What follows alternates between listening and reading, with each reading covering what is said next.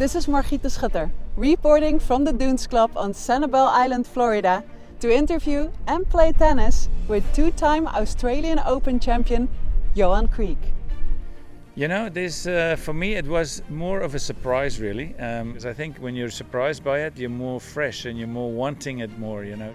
Johan Kriek reached a career high ranking of world number 7 in singles and number 12 in doubles. Since he's from South Africa and I'm from the Netherlands, I naturally had to welcome him in Dutch. Goed om jou te zien. How are you? Om u te zien. Hollands? Van Nederland? Jawel. Once Johan discovered that I had been a dedicated tennis player long before I ever chased speed on the ice, something truly special happened. A full circle moment I never saw coming.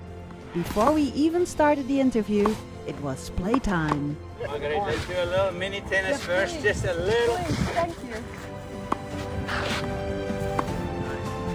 Some of Johan's most memorable victories came against legends such as Andre Agassi, Björn Borg, Jimmy Connors, Stefan Edberg, John McEnroe and Guillermo Vilas.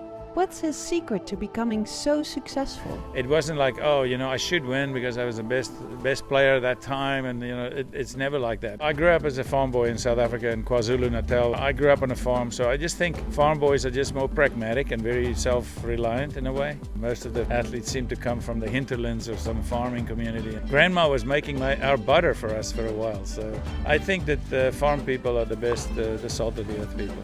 That covers the mental side of becoming a champion.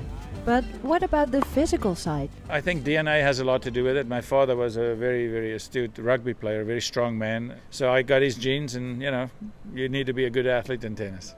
Yet, that wasn't the only thing. I was 8 years old and my father had a terrible, tragic accident on our farm and became a paraplegic, and I was the only one at home and scared me to death, and somehow I corralled the know-how to get these guys to help us, and the farm workers came and lifted this thing off him and in a way saved his life. And so my mom was a nurse and she happened to drive in right after we got him out, so she performed CPR on my dad and all that stuff. So it was a team effort, but I was the first 8-year-old to be at the crash site, so that was one of the things that made me as tough as I am today, because it was just something that happened and I had to become the man in the house for many years, and it was something that molded me into a very tough competitor. How did Johan cope with the immense mental pressure? You know, tennis is a unique sport. I think it teaches self-reliance. You have to be your own cheerleader. You know, you can play in a big stadium in a different country, and most of the people will be against you. So you have to deal with a lot of negativity and a lot of disappointment in your own self, because there's very few people cheering for you. But I always showed my heart and how I fight on a court. It's tough to be that way, but I loved it. And then there's life after sports. What was that like for him?